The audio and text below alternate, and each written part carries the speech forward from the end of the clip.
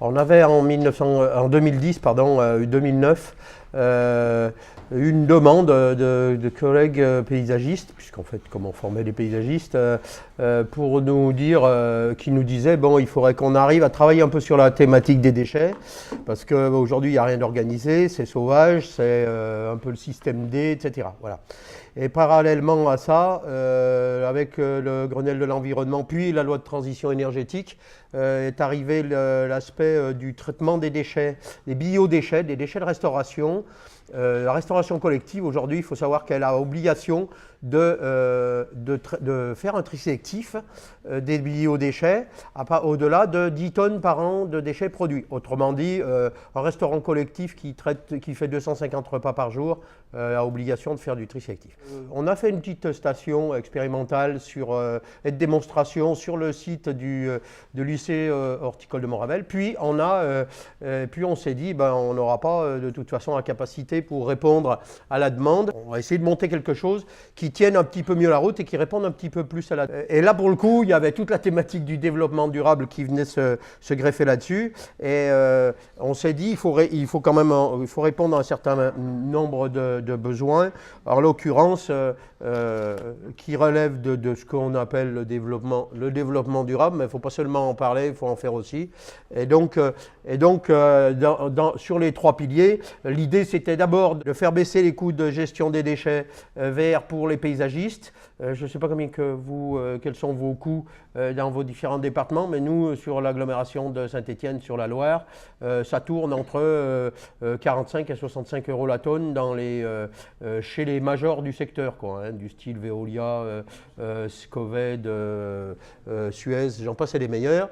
Et puis surtout avoir un retour sur le matériau. Parce que quand on amène du déchet vert dans une station de compostage, c'est pas mal de pouvoir récupérer du compost si on en a besoin. Il y avait également aussi l'aspect social, parce que les collègues étaient quand même assez, je dirais, sensibles à cette affaire-là. Nous sommes une zone où on a de grosses déprises industrielles. Le bassin de la Loire, c'est la mine, c'est la métallurgie. Vous savez ce que c'est devenu. Aujourd'hui, on est à 13% de chômage sur l'agglomération. Arriver donc à créer des emplois durables, arriver à stabiliser ces emplois, et surtout quand il s'agit là, pour le coup, d'une activité qui est non délocalisable. Donc, c'est intéressant. Et sur l'aspect environnemental, le 3e pilier du DD, avoir un outil qui soit le plus possible de proximité, un outil de taille modeste. Aujourd'hui, les stations de compostage, l'unité de mesure, c'est entre 15 et 20, 25, 30 000 tonnes. Et nous, on s'est dit, on va faire plutôt des outils de petite dimension. Moi, aujourd'hui, je dis à l'agglo et aux paysagistes et aux collègues qui peuvent être intéressés, je dis, vaut mieux qu'on ait 10 points entre 2 et 4 000 tonnes qu'un point de 20 000 ou 40 000 tonnes. Coût foncier beaucoup plus bas parce que c'est des toutes petites parcelles, c'est bien plus facile à négocier. Ce sont des portes ouvertes que j'enfonce. Exactement, proximité, etc. Voilà, donc j'essaie de faire vite parce que voilà. Et puis donc voilà. Et là pour le coup, on s'est dit, il faut qu'on trouve la structure qui va bien. Alors, on avait pensé à un outil type associatif. On a vite buté sur l'aspect structure. L'idée, c'était un homme, une voix. Enfin, un associé, une voix, un adhérent, une voix. Donc, l'association 1900, ça le fait. La coopérative aussi. Donc, on s'est dit, est-ce qu'on n'aurait pas intérêt de voir quelque chose qui va mieux du point de vue de la gestion, de la fiscalité, etc., etc. Voilà. D'où l'outil coopérative. Et donc, pour le coup, avant de cogiter vraiment le matériau juridique, la nature de la structure, on a mis sur la table tout ce qu'on avait besoin, en gros, tous les caprices de tous les gens qui étaient autour de la table. Donc, il y avait des paysagistes, mais il y avait aussi des communes. Et il y avait aussi d'autres partenaires. Bon, il y avait un hôpital, il y avait deux ou trois maisons de retraite, etc. Donc on a mis tous les caprices de tout le monde sur un papier, puis on s'est dit, tiens, Est-ce que, bon, donc la coopérative, il fallait quelque chose de léger, etc. Bon. Et donc, et c'est comme ça qu'on est arrivé, slide suivant, à une SIC, une société coopérative d'intérêt collectif. La SIC, c'est une SCOP. Vous avez sûrement tous entendu parler des SCOP, Société coopérative ouvrière de production. Un associé, une voix, une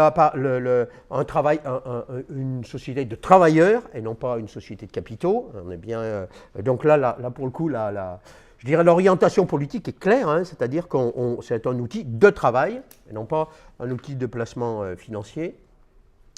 Et donc, et l'intérêt de la SIC, la Société coopérative d'intérêt collectif, la caractéristique de la SIC par rapport à une société coopérative ouvrière de production, c'est le multisociétariat. C'est-à-dire que dans une SIC, vous pouvez mettre qui vous voulez comme associé, n'importe qui. Un individu, vous, moi, n'importe qui. Une association 1901. Nous, on a une association de jardiniers ouvriers à Saint-Étienne, il y a 1400 jardiniers, ils ont une association, ils sont dans la coopérative. Une entreprise, une coopérative d'entreprise, un établissement public, l'hôpital de Firminy, l'hôpital de Saint-Étienne, le groupement, actuellement, ils sont en train de monter un groupement hospitalier sur Loire-Sud, une collectivité territoriale, une commune, la communauté de communes, le département de la région, seul l'État ne peut pas être associé. Voilà.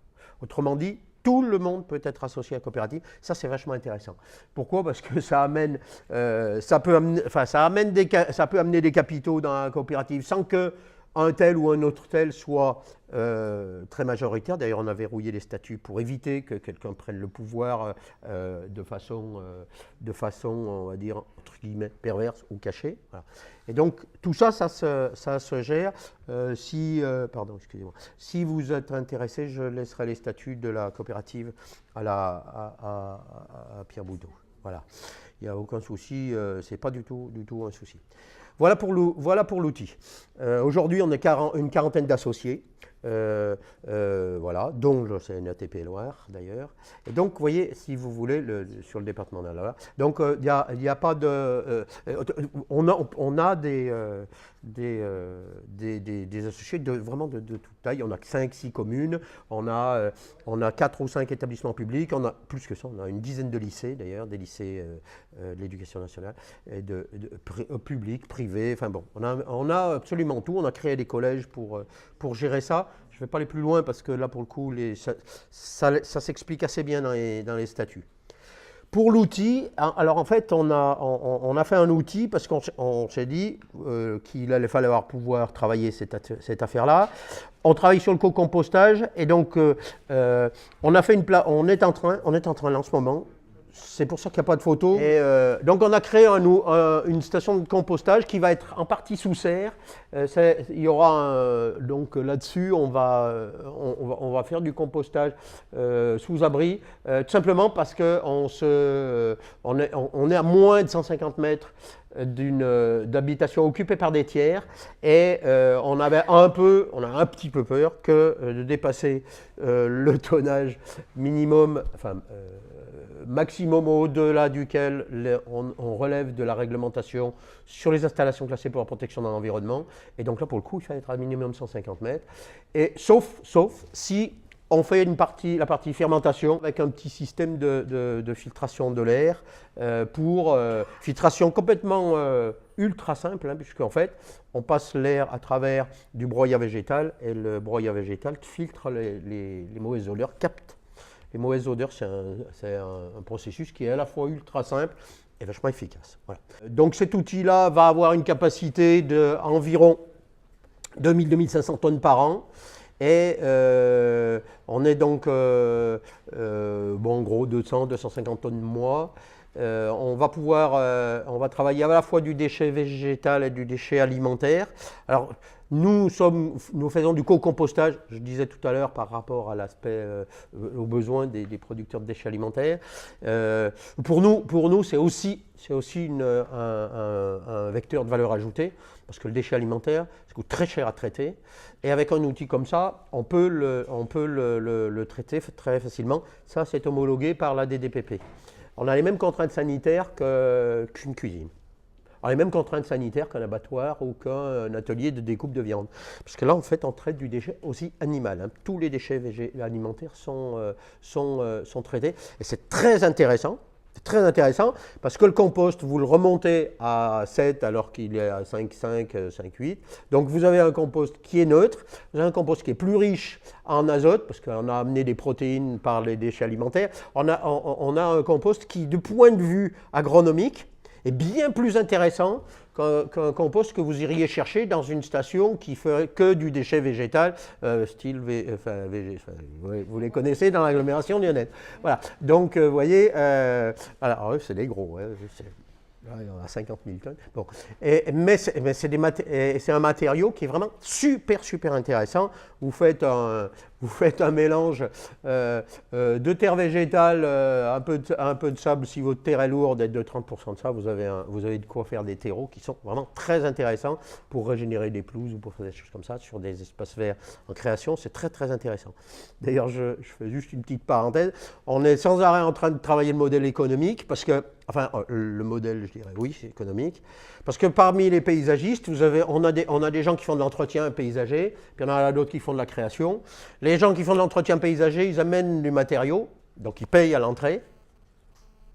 Et les gens qui font de la création paysagère, eux, ils n'amènent pas de matériaux, par contre, ils récupèrent du compost. Et au début, on avait dit, on donnera le compost aux gars qui ont amené les matériaux. Ben, les gars qui ont amené les matériaux, ils font que de l'entretien, ils n'ont pas besoin de compost.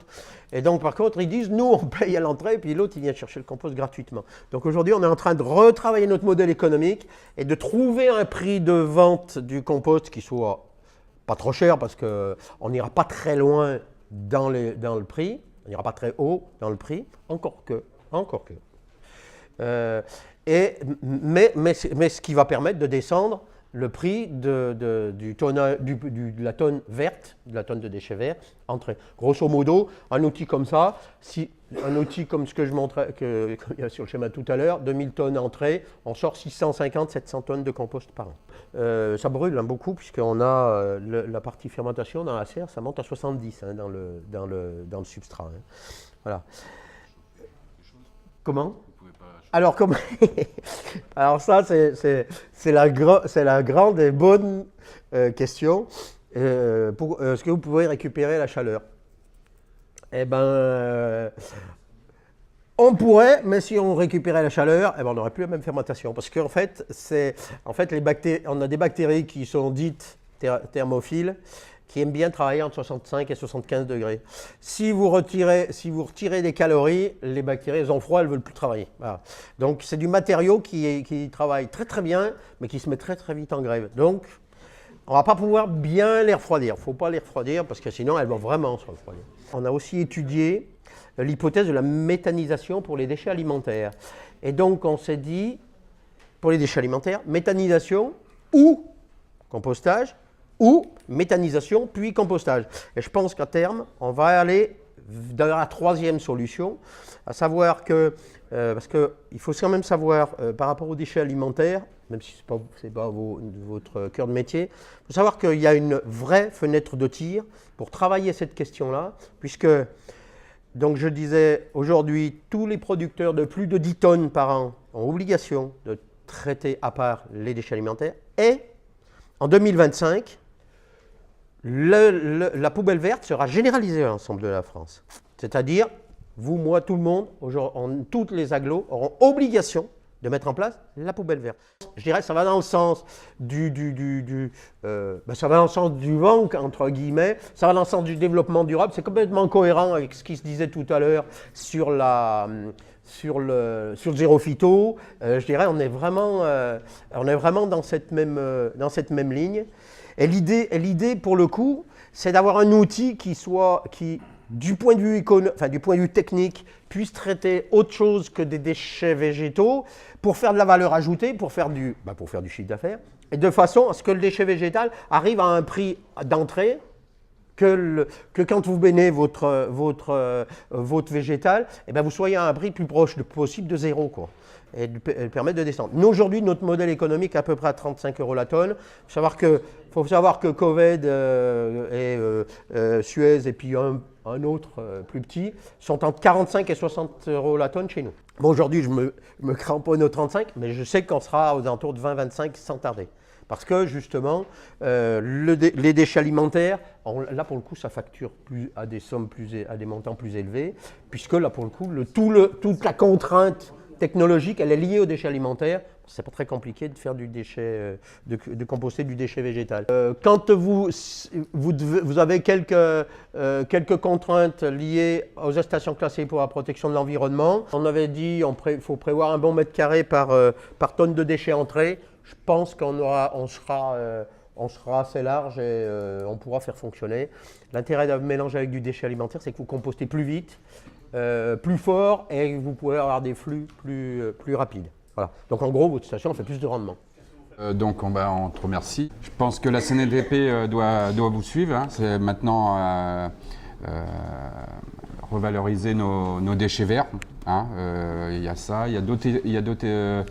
Moi j'ai entendu parler de d'autres plateformes aussi. Tout ce qui est sur le bois, d'élagage, hein, il y a des projets qui est à suivre. Enfin, tous tes éléments, tu vas nous les faire passer, enfin, pour qu'on puisse regarder et puis transmettre à d'autres départements.